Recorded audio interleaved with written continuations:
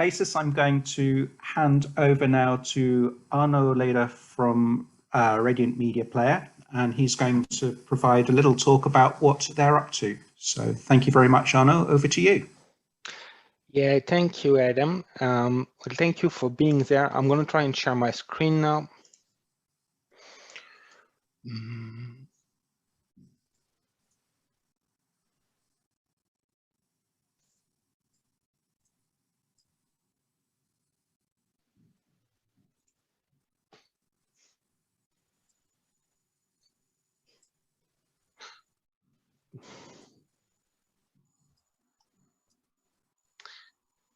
Can you see my screen now?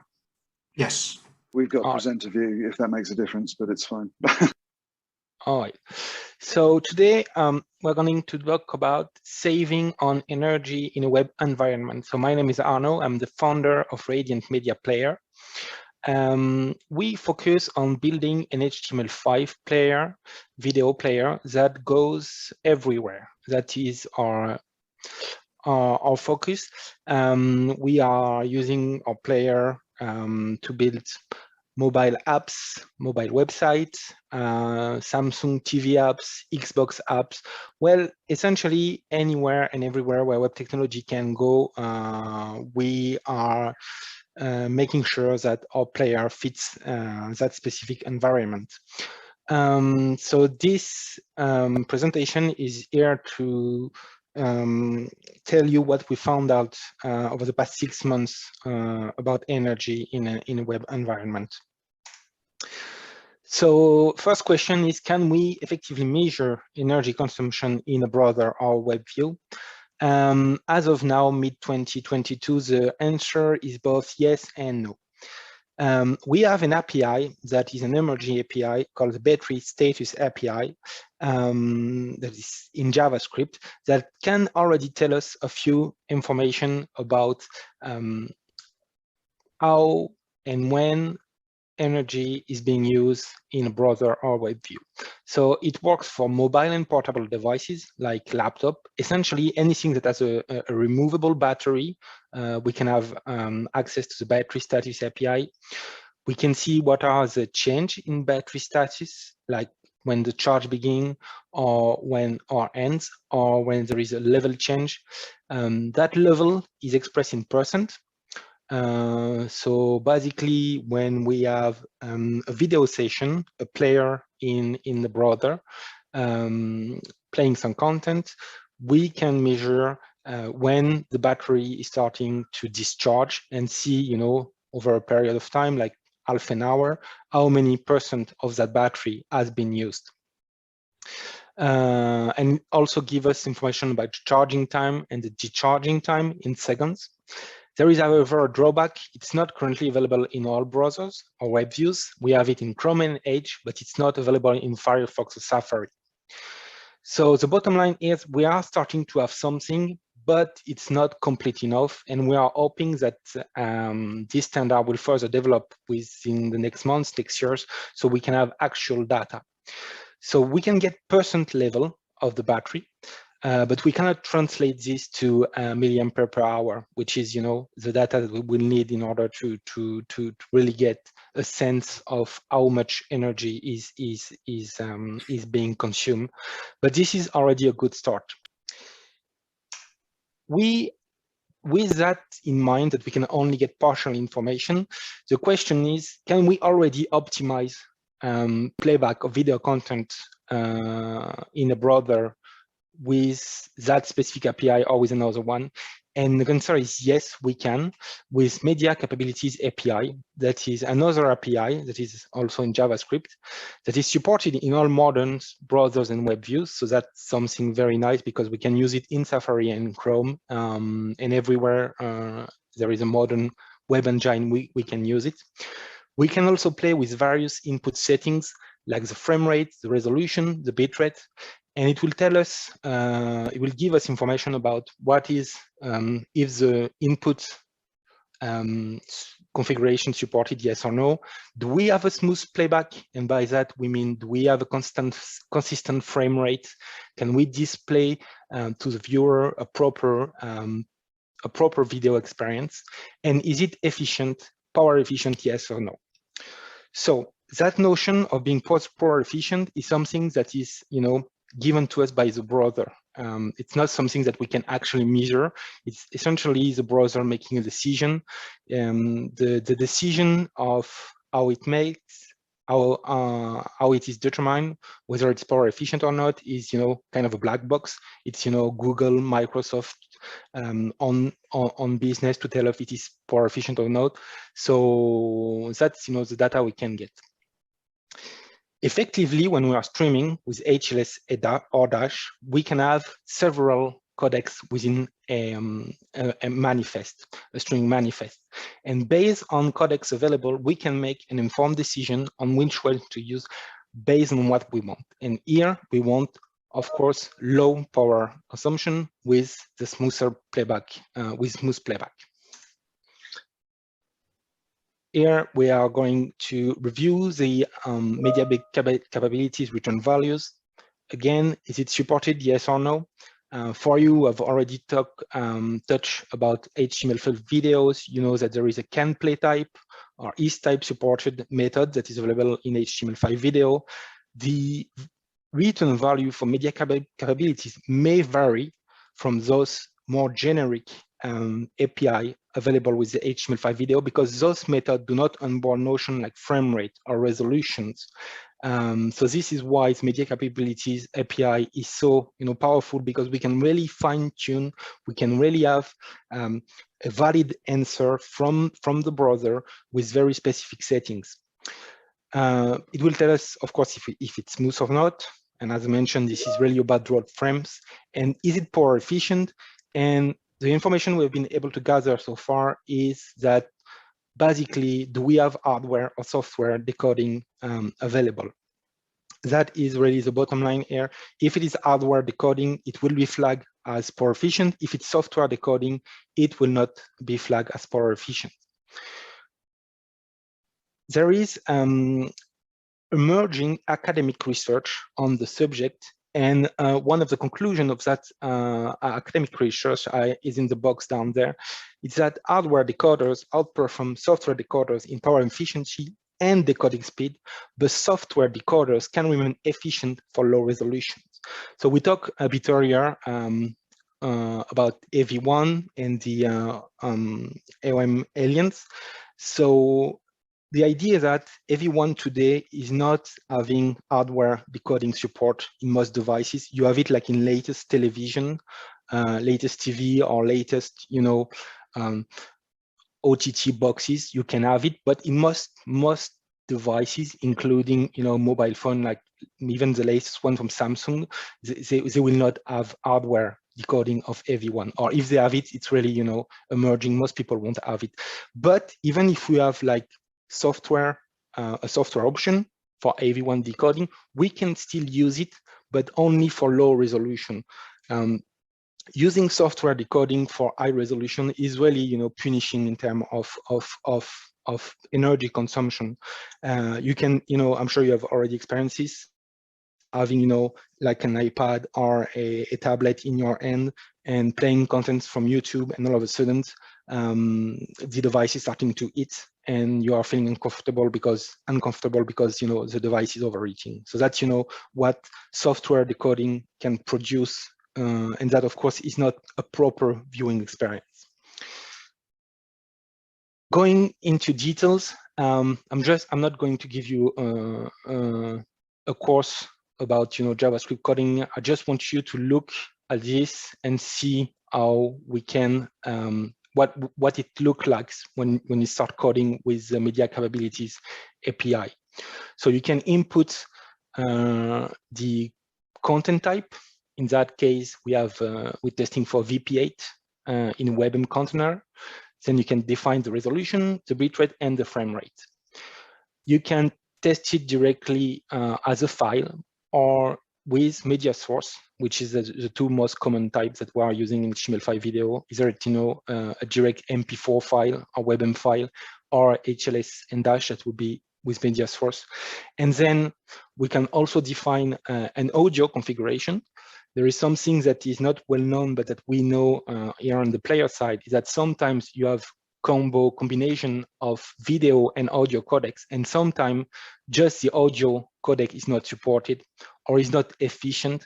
So sometimes we can have variation about results and media capabilities, but just because of the audio codec. So that also is important. We are always often talking about video, but audio also is an important part, and we need to onboard that notion as well. And then we get our call to media capabilities. We are querying the decoding info method, and we are ending with a result from a promise that is telling us whether it's supported, whether it's smooth, and whether it's power efficient.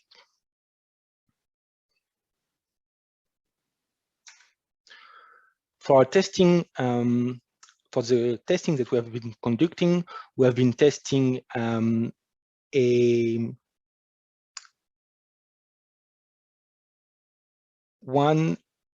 1080p resolution at 5 megabits per second and 30 frames per second. So that is what we are testing. And for audio, we are testing 2 channels. We can have more than 2 channels, like in Dolby Surround or other atmospheric audio environment. We can have 8 or even more channels. So that also can be tested with your media capabilities. And of course, the sample rate for audio, that is as well important. So this is the result. And we can already see that on basic environment like Chrome for Windows 11 or Safari for macOS 12, we are having unexpected result. So we have been testing with H.264, which is AVC, H.265, HEVC, VP8, VP9, and AV1. And we have been asking the brother to tell us what he was thinking about that specific, combination of codecs at the configuration we've just seen before. So in Chrome 101, the best energy quality ratio is with VP9 and Opus Audio. As you can see, AV1 is not an option because it's not power efficient, and HEVC is not supported. And of course, since VP9 behaves better than H.264, then we are going for VP9. In Safari, AV1 is not available, at least not at the moment, not even in a software form. So we have AVC, HEVC, and VP8, VP9. And here we're going to go for HEVC because we feel that it can produce better results like VP9, at least on Apple devices. On mobile, we have been testing on Chrome 101 for Android 11 and Safari for iOS 15.4. And here again, we can see unexpected results. On Chrome for Android, we have AV1 hardware decoding on latest version of Android and latest devices on the market. So this is really the best combination that there is currently for Chrome on Android. AV1 and HEVC, HEV2 AAC audio. It's supported, it's smooth, and it's power efficient. On Safari, we have HEVC, we have VP9, and we have AVC. But as you can see with HEVC, so H.265, it is not smooth, which means that if we play a stream that is H.265 on a Safari for iOS device, even the latest one, iPhone 12, we tested on iPhone 12, we are not going to get a proper viewing experience for the viewer. We're going to get frame that are going to get dropped. We're going to get stuttering with the playback, and it's not going to be a smooth playback experience. So in that specific context, since AV1 is not available, we're going to go for VP9, because while both HVC and VP9 are power efficient, it's not smooth. So that is why we go for VP9 and Opus Audio in that specific context. So this leaves us with a question. What do we do with this kind of information, and how can we build an energy efficient player with HTML5 video? So first, we're going to make decision based on media capabilities for MPEG- and HLS streaming. We're going to look first for smooth playback and power efficient. First, we're going to target hardware decoding that is available on the device, and then we're going to make sure that the playback is smooth. And as we have seen before, what we know, what we think we know is actually not straightforward. There are use cases that are even considered generic use case where you would say, all right, this is a straightforward code for HEVC, like on iOS for Safari, and then you end up with a different answer when it comes to what the programming is telling us. The programming is telling us that no, it's not HEVC, it's VP9, and we can see this on just two environments, which is in 4 environments, which is on mobile and desktop, Safari and Chrome. But as you can imagine, that would change also in environment like TVs and over-the-top boxes, on gaming consoles. The assumption that we are making that HEVC is always better is actually not correct, or that AV1 will always give us, a better viewing experience is actually not correct, because we actually don't know what the viewer is having in terms of media capabilities. Maybe they are using an older device. Maybe they are using, some specific power settings in the device that is changing, how the device behaves. We can imagine, for example, that in a low power setting in iPhone, maybe some codecs will be disabled, and this is not something we can know upfront. This is really about, the viewer device, how it's configured and how it's used, and we need to query each time we are playing back content. We cannot just make an assumption about this is the best combination of codecs for that specific device. We really need to have as much possible codecs combination available, which is, of course, is having a cost on the server side, because as we can see in our test, we have had 5 different codecs. So we need to adjust also on the client side based on what the server side can give us. So that is, beginning of a reflection of something we can think about on how the client and the server can work together to optimize further the energy consumption, because we know that some combination of codecs are going to be expensive also on the server side. We're not going to have them. But that, is something that the client can tell us, what is the best combination of codecs, what frequency are we seeing in combination of codecs being used. So that information from the client could eventually be sent to the server so that we can tell, all right, we need to encode for AV1 for Android, we need to encode for HEVC for that specific environment, and so on. And then, have encoding profiles specifically built for devices that we know are already optimized. So that's just, something to think about. When we come to building the player, there are also other consideration that we can have, like in the ABR, adaptive bitrate streaming logic, the algorithm, we can lean toward a less aggressive logic if we want to optimize energy. That means that the player will be less likely to go for higher bitrate. We're going to say to the player, we have a request from the viewer to consume less energy, and we want to use a less aggressive adaptive bitrate algorithm, so that we know that the bitrate that will be sent to the device will be less than in the normal configuration. So that's something that we have already built in our player. When we have a customer, a viewer that is requesting to have a low power environment, we are going to be less aggressive when it comes to upgrading the bitrate. We are going to say, all right, we're going to wait a little bit longer before switching up. We're going to remain on something more linear when it comes to changing bitrate. Last but not least, we can cap rendition based on current player size. So that is something also that is built inside our player.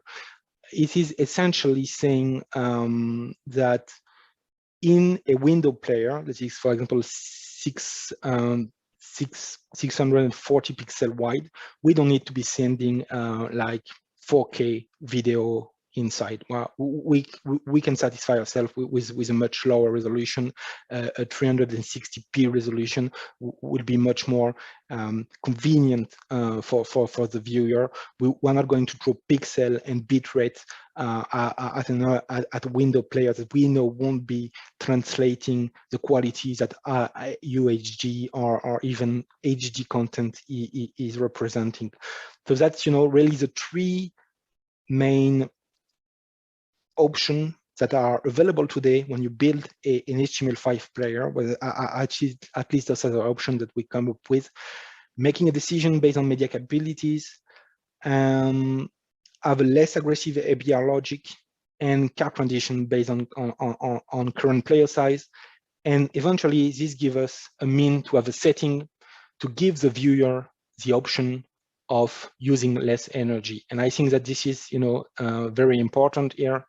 Our conclusion is really about giving the final viewer the final decision about whether or not he or she wants to use less energy, because we eventually don't know what is the network configuration. We don't know, what are the current profile of energy settings that the devices are having. So we really want to give an option to the viewer, but eventually that option can be disabled if the viewer feels that consuming more energy will give them or a significant increase in viewing experience.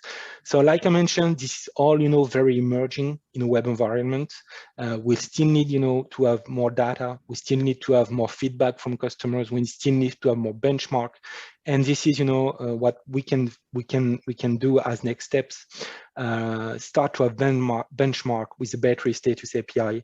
It will not give us milliampere per hour data, but it will give us percent level. So we can have more information to make decision. We can have a better picture of what kind of device consumes what kind of energy. And eventually we're hoping that a web standard will come that will tell us what are the watts being consumed. That really is the end game on the client side. Today we don't have that information. There is simply no way to get that specific information. Even with native application, we have been looking at that as well. There is no knowing in terms of watts, in terms of milliampere per hour, how much energy we are reading. So we are hoping something will come up with that. But in the meantime, as I mentioned, there is also a lot of things that we can do. So that is it for me. If you guys have any questions, I'll be happy to answer them. Awesome. Thank you so much, Arnaud. That was a wonderful presentation. I found that really interesting and informative. Like you say, I'm going to hand over to anyone who has any questions. I know a question came in from FX, and I'm going to ask Dom if he will raise it because it's a little bit beyond my technical ability. So I had a read through it, and I think the key issue he's raising is, making a decision in the player drives different infrastructure changes deeper down in the network, and understanding the delta through the network kind of needs to be accounted for before any decisions made. He's posted it in the chat room before he left. So unless I'm misunderstanding his question, I think he's raising the issue that doing something at the player, we have to also consider the end-to-end effect. Maybe I can sort of, hoping I've kind of understood what FX is driving out there. Maybe I can frame the question. Arnaud, do you think that the data set that you're now sort of starting to make decisions on in the player is something that you could also provide feedback down the value chain from? So rather than making every single combination of codecs and video and audio codecs available for every different browser, if you find that your entire audience is only watching on Chrome 101, is there a way you could signal back down the supply chain to say, you don't need anything else, we're just going to take this one codec because it's super power efficient and turn everything off? You know, is there a possibility? We've got encoding operators, we've got caching operators in the room even today. I wonder whether this is a data set that could be acted on more broadly than just in the player. Yes, so as I was mentioning, this is all very early and emerging, but yes, you know, that's essentially the idea. I think one of the end game is to give, you know, is to query the device before we start even requesting data from the server, and based on that query, which is, you know, considering the notion of power, based on that, you know, input setting, we can, you know, already tell the server we need to have, you know, like, I don't know, VP9, for example. That's, you know, for that device in that current configuration, this is the best things to have. But I think that eventually the part that is important is to define encoding profile, because we know that H.266 is coming. We know that AV2 is coming, and we also know that H.264 is going to be here for at least another decade, right? So let's say in 5 years from now, you're going to have AV1, AV2, you're going to have H.265, H.266, and H.264. And basically the question is, I am a content owner. I want to make that content available to the streaming world. What are the profiles I need to encode to in order to reach, you know, the vast majority of devices? And it shouldn't be, the answer shouldn't be encode all codecs, right? It shouldn't be, you know, on the server, just, you know, encode with all codecs. And then, you know, let the player make the decision. We should be able to tell from the client to the server, all right, this is, you know, the current audience that we are aiming. And I'm talking about that because we have customers that are not using our player for the web. I mean, classic web. They are using it, for example, to develop TV application. And for TV application, like on Samsung or LG TV, we know that they have, you know, super advanced hardware decoding capabilities. You know, they already support decoding of AV1. So that is essentially, we don't need more than AV1 and H.264, because we need AV1 for the latest one, and then, you know, H.264 for the one that are models from 2015. So that is basically, you know, what I think we should be leaning toward to and aiming, you know, having this kind of data sent from the device to the server. But that is in analytics, you know, analytics perspective, you know, like something we could maybe even do with human, not robots, not in the context of streaming. You know, send that data. I was wondering whether we should be getting a data feed from you guys, and you know, maybe then we could derive across the experiment. When the audience who were watching on Chrome with this combination came online, we saw a delta in energy. Presumably we can't, if we can't get the actual wattage to derive milliamps or whatever it is, we can only ever talk in deltas of percentages within this environment rather than talking absolute numbers. If I understood correctly. Yeah. So yes, so that's essentially the idea, is we are going to reduce consumption of the device, but we are going to do that with the server, not, you know, blindly with the device. And then, you know, we can have a less encoding done on the server, because we know that there is no need for one specific codec, because we don't need to support that codec for that specific environment. So yes, I think we could come up with that, you know, in the next year, significantly reduce the power usage on the server, because the client is telling we don't need those codecs anymore, or those codecs are not power efficient, and we don't need to use them. It's like doing the DIMPAC report in real time. Anyone else got any questions? Just to mention, so Mark from Cortex speaking, just to mention that what you described, Arnaud, is very similar to what we've been doing with another player vendor, which is not in this group, unfortunately, trying to adapt, you know, the rendition ladder in real time based on various conditions that included not only, you know, the battery of the devices, but also the CDN conditions and the greenness, I would say, of the profiles. So that's very interesting, because on our side, you know, we have this specificity that we provision, you know, the infrastructure fully on the fly based on what we encode and what we package. So it would make sense maybe to try to work together on investigating what the impacts would be if we try to get data from you and just encode what it takes to reduce the footprint. I think it would be interesting. So maybe Arnaud, we can think back on that and try to work together on that.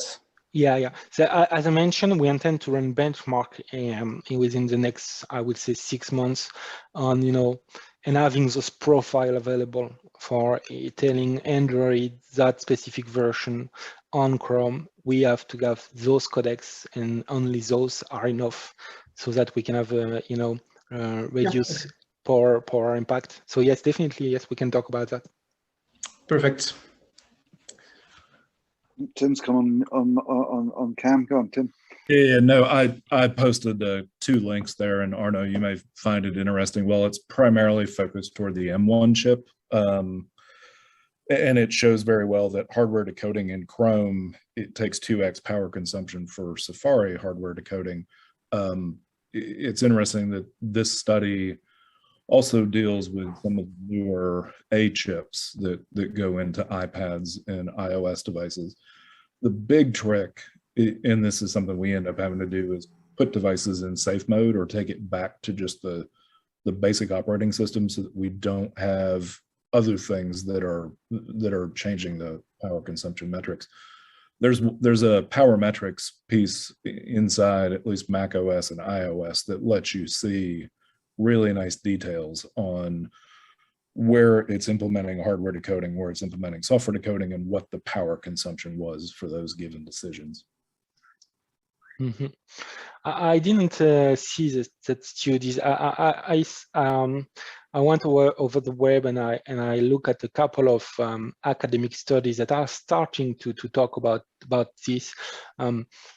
Basically, I will review this, but I can see that there's people are getting milliwatts, and that's basically the information that we will need at the end. So that's a good thing, something that I can look for. Thank you for the link. I will look into it. But yes, basically the idea is that hardware decoding is top of the line, and we really need to aim for those. And also I think that there is a lot of settings that can affect the energy settings. Like I was thinking about DRM, for example. Like if you have DRM on a content, it's going to consume more energy? Yes, but is there a specific combination of codecs where it will consume less energy with that specific DRM? And so on. So this is very interesting material. I will have a look at it. As I mentioned, I went through an academic study that is available online, but it's basically the conclusion that I said is that hardware decoding is always preferable, but for new emerging standard like AV1, AV2, or H.266, software decoding can be a valid option at low bitrate and low resolution. So even if you don't have our decodings, then you can still use the codecs at low resolution, which is what we want in mobile devices, to make sure that we have a less bitrate sense, and H.266 will be definitely outshine the other. That's the idea. Yeah, DRM is covered in there, so take a look at that definitely. Yeah, definitely. Thank you. Cool. Well, listen, anyone else got any other questions they want to put to Arnaud?